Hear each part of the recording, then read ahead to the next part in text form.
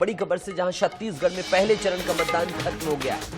आखिरी घंटे में पोलिंग बूथ पर लंबी कतारें देखी गई। नक्सल प्रभावित 10 सीटों पर 3 बजे ये मतदान खत्म हो गया और 5 बजे 10 और सीटों पर मतदान खत्म हुआ है।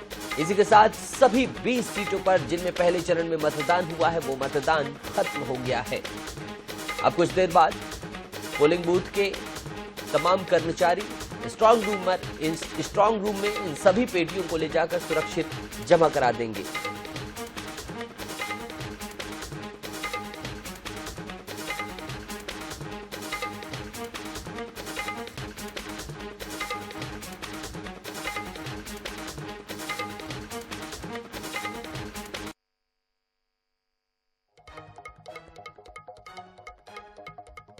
मतदान में छत्तीसगढ़ में महिला मतदाताओं की संख्या ज्यादा रही इस चरण के चुनाव में और महिलाओं ने जोर शोर से भाग लिया है मतदान प्रक्रिया में।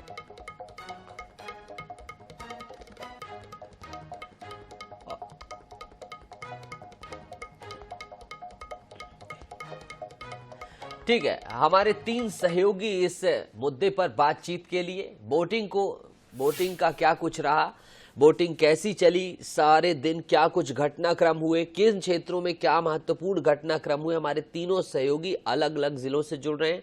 हमारे साथ मोहम्मद हसन हैं, हमारे साथ जीवानंद हल्दर हैं और हमारे साथ मनोज नायक हैं खैरागढ़ से, कवर्धा से और जगदलपुर से। सबसे पहले हम रुख करेंगे मनोज नायक का और जानेंगे कि मनोज कैसा कुछ रहा, वोटिंग परसेंटेज सुबह से लेकर शाम तक किस तरह से मतदान हुआ, महिलाओं की क्या भागीदारी रही, आदिवासी वर्ग की क्या भागीदारी रही, प्रत्याशियों ने मत डाला तो क्या अपना संदेश दिया, इसके साथ ही तमाम जो मुद्दे रहे वो कैसे हावी रहे, बूथों के आसपास क्या कुछ चर्चाएं होती रही जैसा कि जाहिर सी बात है होती हैं, और फिर हम अन्य अपने सहयोगियों का रुख करेंगे। जी देखिए, छत्तीसगढ़ में विधानसभा के प्रथम चरण का मतदान जो है उसकी निर्धारित अवधि समाप्त हो चुकी है और अभी हम खैरागढ़ में आप देख सकते हैं यहाँ पर जो है 5 बजे के बाद भी जो मतदाताओं में उत्साह देखने को मिल रहा है, क्योंकि निर्वाचन आयोग के निर्देश है कि जो भी मतदाता आप इनकी संख्या देख सकते हैं कि काफी संख्या में यहाँ पर जो है पुरुष और महिला मतदाता जो अपनी बारी का इंतजार कर रहे हैं। 5 बज चुके हैं और यहाँ पर जो है मेन गेट जो है उसे बंद कर दिया गया है, सुरक्षा कर्मी भी तैनात है। लेकिन जो अंदर जितने लोग आए मतदाता वे निश्चित रूप से अब जितना भी वक्त लगे वे निश्चित रूप से यहाँ पर मतदान करेंगे। आपको बताना चाहूंगा कि खैरागढ़ में दोपहर 3 बजे तक की स्थिति में 64% मतदान हो चुका था और जिस प्रकार से बम्पर मतदान पूरे प्रदेश में हुए 20 सीट पर, तो उससे ही अंदाजा लगाया जा सकता है कि मतदाता काफी जागरूक है। और आप देख सकते हैं हम कुछ महिलाएं उनसे ही बात करते हैं। आप लोग वोटिंग करने आए, क्या मुद्दे इस बार हावी रहे हैं? सर, सबसे ज्यादा विकास का मुद्दा है जो स्वाभाविक है।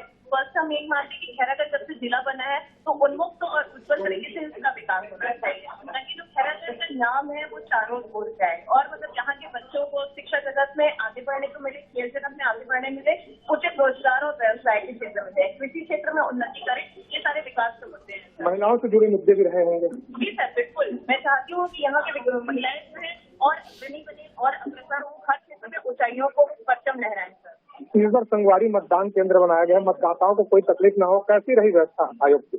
सर, फिलहाल मैं केंद्र में खड़ी हूँ तो मैं तो सेटिस्फाइड नहीं हूँ सर, क्योंकि इनकी जो काम करने की गति है बहुत ही मध्यम है सर। जो और हम दोनों बार आप यहाँ से वापस जाके वोट देना है सर, इसलिए हम पुनः आ रहे हैं। तो हम 3 से 4 टाइम आ रहे हैं सर। तो आगे यही उम्मीद रहेगी सर, जो भी सरकार आए या विधायक। आप आपकी दर्ज करा दो। तकनीकी ग्लिचेस हैं, हम दूर करेंगे। आपके साथ कुछ तकनीकी समस्या आ रही है, उसे टेक्निकल टीम से भी आग्रह रहेगा कि उसे दूर करें। हम आपके पास फिर से आएंगे। हम हसन का रुख करेंगे। हसन, क्या कुछ रहा? जैसा कि जो मनोज से मैंने सवाल किए थे वही एज इट इज आपकी तरफ आता हूं, और अभी क्या वहां घटनाक्रम चल रहा है, सब कुछ बताएं। बिल्कुल नितेश, देखिए यहाँ पर जो समय है वो 5 बज चुके हैं, 5:05 करीब जो है वो समय हो चुका है। ऐसे में आपको मैं दिखा दूं, जो द्वार है वो यहाँ पर बंद कर दिया गया है। अब जो मतदान है विधानसभा चुनाव के पहले चरण के 20 विधानसभाओं के जो मतदान है वो यहाँ पर पूरे हो चुके हैं। जो मतदाता है, अंतिम जो लोग हैं जो अंदर आ चुके हैं, जिनका प्रवेश जो है वो हो चुका है, केवल वे ही जो है अपना मतदान कर सकेंगे, उन्हें ही अधिकार है। बाकी जो नए मतदाता है वे जो है अब मतदान नहीं कर पाएंगे। मुख्य द्वार यहाँ पर अब बंद कर दिया गया है। हालांकि जो लोग अंदर इस वक्त अपने बारी का इंतजार कर रहे हैं वो आप देख सकते हैं, बड़ी लाइन चाहे महिलाओं की बात करें या पुरुषों की बात करें, वे अपना इंतजार कर रहे हैं कि आखिरकार कब वक्त आएगा और वे अपना जो मतदान है वो करेंगे। अब तक जो आंकड़े जारी हुए उसकी बात करें तो करीब 70% मतदान जो है वो कवर्धा विधानसभा में अब तक हो चुके हैं। ऐसे में कहीं ना कहीं एक बड़ा आंकड़ा है। और जो मेरे पीछे आप ये जो लाइन देख रहे हैं, ये लाइन पूरी होने के बाद ये आंकड़ा है करीब 75% तक पहुंचने के जो कयास है वो यहाँ पर लगाए जा रहे हैं। मतदान के केंद्रों की संख्या की बात करें तो कवर्धा और पंडरिया मिलाकर के करीब 805 मतदान केंद्र बनाए गए थे, जहां पर सबसे ज्यादा महिलाओं ने जो है यहाँ पर मतदान करते हुए नजर आए। कुल मिलाकर के इस बार देखें तो विधानसभा चुनाव में महिला मतदाता जो है वो पुरुष मतदाता से काफी ज्यादा जो है उत्सुक नजर आए और जागरूक नजर आए और सभी लोगों ने अपने मतदान का जो है वो प्रयोग किया। समय की बात करते हैं तो जो लाइन आप देख रहे हैं करीब अभी से करीब 1 घंटे के भीतर जो है ये पूरे जो मतदान की प्रक्रिया वो पूरी हो जाएगी। इसके बाद जो निर्वाचन के अधिकारी हैं वो जो मतदान की पेटी है उसे लेकर के सीधे स्ट्रांग रूम में जो है इसे रख दिया जाएगा। कड़ी सुरक्षा के बीच सुरक्षा कर्मी भी जो है वो द्वारों पर तैनात कर दिए गए। हालांकि सभी लोग जो अपनी अंतिम बारी का इंतजार कर रहे हैं, लोगों से बातचीत करते हैं, कब से इंतजार कर रहे हैं और कितना इंतजार मतदान के लिए? अंतिम आधा घंटा हो गया है मेरे को, अभी लास्ट टाइम है। इस बार किन मुद्दों को देखते हुए वोट दे रहे हैं? कितना इंतजार कर रहे हैं कब से? आधा घंटा हो गया। तो देखिए ये वो अंतिम लाइन है जो अब इनके बाद जो है वो मतदान नहीं होगा। इनके बाद जो है वो मतदान बंद कर दिया जाएगा और जो पेटियां हैं वो निर्वाचन के अधिकारी से लेकर के स्ट्रांग रूम में जो है वो बंद कर देंगे। एक चीज और जानने में दिलचस्पी रहेगी, निर्वाचन आयोग लगातार लगा हुआ है वोटिंग परसेंटेज बढ़ाने में, उसके साथ ही व्यवस्थाओं को भी दुरुस्त करने की बात निर्वाचन आयोग के द्वारा सतत रूप से कही जा रही है। आपने क्या आकलन किया, क्योंकि ये बात भले ही सुनने में साधारण लगे लेकिन इसका मूल्यांकन भी लाजमी है। क्या निर्वाचन आयोग ने समुचित व्यवस्थाएं की थी? जल की, पानी की, छांव की, जो सारी व्यवस्थाओं का निर्वाचन आयोग दावा करता है। आपने कई बूथों में भ्रमण किया होगा, वहां पर व्यवस्थाएं थी, सुरक्षा के इंतजाम थे, क्या कुछ था वहां पे? बिल्कुल, देखिए विधानसभा चुनाव को लेकर के निर्वाचन आयोग ने तमाम व्यवस्थाएं जो है वो यहाँ पर की थी। इस बूथ के बारे में हम आपको दिखा दूं, यहाँ पर लाइन लगी हुई है लोगों की। हालांकि पीने के पानी की व्यवस्था जो है वो कहीं ना कहीं सुबह तक थी। सुबह के बाद जो लोगों को पीने का पानी है वो भी नहीं मिल पा रहा था। साथ ही शेड की बात करी जैसे आपने, तो यहाँ पर शेड भी जो है जो मतदाता इंतजार कर रहे हैं उसके लिए यहाँ पर व्यवस्था की गई थी। साथ ही इसके अलावा एक सेल्फी जोन जो है वो यहाँ पर बनाया गया था। यहाँ पर बात करते हैं तो मतदान अब भी यहाँ पर जो है वो बाकी है, लोग जो है अब भी यहाँ पर इंतजार कर रहे हैं। साथ ही ये जरूर देखा गया कि चूंकि जगह काफी कम है, ऐसे में जो कतार है वो काफी ज्यादा लंबी लगी हुई है। इसी के चलते 5 बजने के बावजूद भी अब तक जो मतदान है वो पूरा यहाँ पर नहीं हो सका है। जी ठीक है हसन, और कहीं ना कहीं निर्वाचन आयोग के लिए भी एक यहाँ से जानकारी भी आई INS 24/7 के माध्यम से अन्य मीडिया संस्थानों से कि जो समुचित व्यवस्थाएं अपूर्ण है उन्हें अगले चरण में दुरुस्त किया जा सके। बहरहाल रुक करेंगे। जीवानंद हमारे सहयोगी बस्तर से जुड़ रहे हैं। चर्चित संभाग है, 12 विधानसभा सीटें हैं जिनमें पहले फेज में हो गई। जीवानंद, हम आपसे दूसरे तरह से जानने की कोशिश करेंगे। सबसे पहले सुरक्षा के लिहाज से कैसा रहा मतदान, वहां सुरक्षा की क्या व्यवस्था थी, जहां जहां सिक्योरिटी ब्रीच हुए कहां कहां वो क्षेत्र थे। फिर उसके बाद जो कॉमन सवाल में हम उनमें आएंगे कि प्रत्याशियों ने क्या अपने दावे किए और क्या वोटिंग परसेंटेज और तमाम सारी चीजें रही। जीवानंद